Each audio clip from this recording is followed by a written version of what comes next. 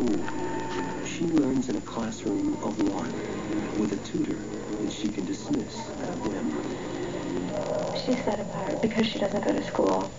She doesn't have the normal socialization process that other kids would have. These children are likely to be pretty spoiled because if they don't like the way other kids are playing with them, they have the other children sent away. And who's going to say to the goddess, no, you have to learn to share your toys? But no girl will be a Kumari forever. She can only remain a goddess until she bleeds. If she does, whether from a lost tooth, a cut, or an illness, the goddess is said to permanently leave her body. A Kumari can avoid this fate until she approaches puberty.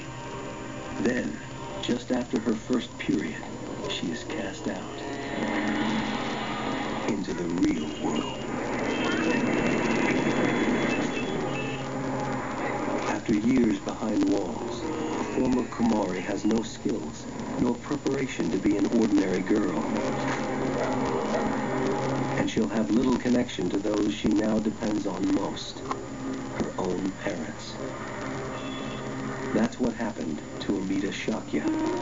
She was a Kumari for 9 years, and now her father struggles to help her adjust to everyday life. When she returned, this home was unknown to her. We were like strangers to her, no different from other worshippers who came to see her.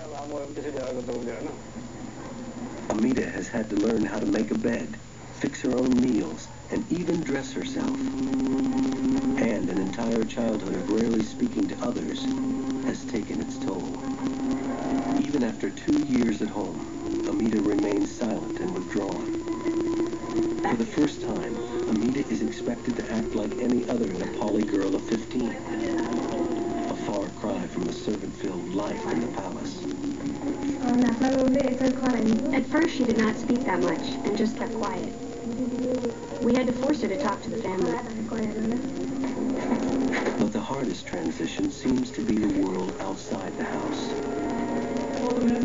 Like most ex-Kumaris, Amita is years behind in her studies. And after the quiet shelter of the palace, school has been difficult and overwhelming. A place where mistakes are very public, and she can never quite seem to fit in. I had no habit of speaking with others. I only spoke when spoken to, so it was difficult. In a few years, Amita will face yet another obstacle. She may never find a husband. Legend holds that the man who marries an ex-Kumari will die an early death. There's a popular belief that only a very strong man could marry a Kumari without dying or having some sort of horrible misfortune happen. Because even though when the goddess deserts her, leaves her, she's no longer the goddess, she's still touched in some kind of a continuing way. So it's a risk. Only time will tell if Amita can overcome her years of isolation. If given the chance again, Amita's parents would not allow their daughter to be taken as a Kumari. She's lost 9 years of a childhood she will never regain. But despite the heavy price their family has paid, Amita's parents would not abolish the tradition. If asked, do we need the Kumari, someone might say no. But in the same sense, do we not need God? We have to follow the tradition. Today, it is Preti's turn to uphold tradition. It's the day of the Kumari Jatra festival, when all of Kathmandu turns out to celebrate the divine protector of their city. It is the one time a year that Preti is allowed to walk in daylight outside the palace walls. And it's anything but a normal outing. Crowds have already formed around the Kumari Palace to catch a glimpse of their living goddess. Her royal chariot stands ready, her key to a few hours of sunlight and freedom outside the palace walls. Her king and country await her entrance. goddess appears. From the moment she steps outside, her sacred feet must never touch the ground. Preti's father rides at the front of the chariot. When most children would light up at the sight of their parents, she never seems to acknowledge him.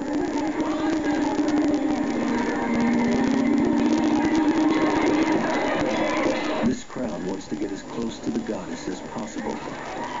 Maybe a little too close. For this 6-year-old girl, the throngs that now confront her are very different from the orderly isolation of her palace. On any other day, Preti usually sees no more than 6 or 7 worshippers. Despite the chaos, she must be brave. If she cries or shows fear, it could be a bad omen for the country's future. For these devotees see a powerful goddess who holds their good fortune in her hands. You don't look at her and see a child. You look at her and see the divine. She is the protector of the kingdom. In about 6 years, Nepal will celebrate the next transfer of the divine to another little girl who will see light through a palace window. For these people, in this place, the safety and good fortune of the nation is paramount, even if it requires sacrificing the childhood of one small girl.